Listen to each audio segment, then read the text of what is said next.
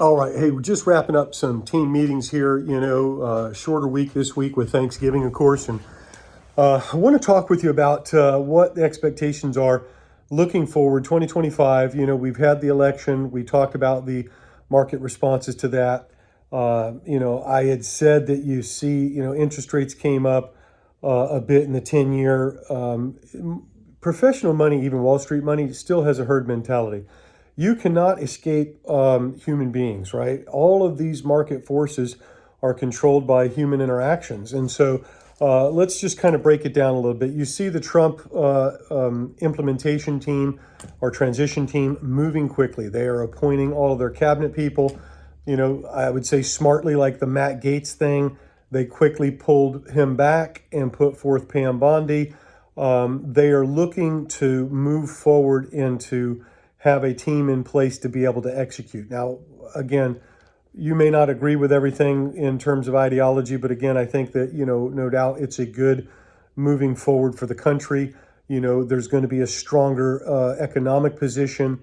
You begin to already see those things taking place, even in the marketplace, where again, human psychology, buyer psychology, in the forces of the apartment space and apartment arena, you already see people starting to look at the reality of, hey, we're going to be moving into a better economic time, and we have the potential for a stronger economy. You see that in the alignment of the stock market has been continuing to rise because of people thinking, that there's a better growth cycle ahead with the policies that Trump will implement with reducing regulation, with implementing better increases for energy production domestically.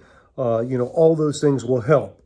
Even the tariffs where people, kind of an immediate backlash against that, really, he's primarily using that as a strong arm point of a strength of negotiation, and so it remains a question to be seen as to whether there is, implementation of greater inflation as a result. Now, that being said, I think we have the opportunity to have at least the tailwinds of a better or improving economy that could be a help to us. The other component you see with it is a better psychology of market participants, meaning people feel as though the market's going to be moving in a better direction, meaning the overall economy. That being said, interest rates are going to be slow to come down, right? The Federal Reserve, in all likelihood, will continue to cut rates. They will cut the rate at the December meeting. The data that's come out on inflation and jobs has not been enough to change that trajectory. They're still above the neutral rate. That 4.5, 4.75 target presently is still above what that maybe say 3.25 rate. So they're still, call a 1.25 to go. They'll hit it for a quarter in December. And then likely, depending on the information that comes forth in the March meeting, they could stay put or go another quarter, but they're going to take it a little bit slower than what was previously expected because there's also an expectation that the economy is going to do better. So now what does that all mean if you look at commercial real estate? We've got what would be tailwinds. The last 3 years, no doubt, have been headwinds. Skyrocketing interest rates, skyrocketing insurance cost, skyrocketing taxes. Skyrocketing inflation. It's been an intense battle in many areas. And then now what you've already got inflation that's been reduced. You've got costs that have come down. Insurance costs in some areas have started to retrace a bit, which is good.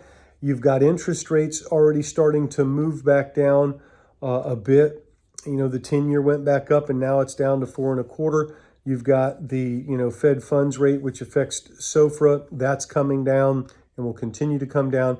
And then you've got improving buyer psychology.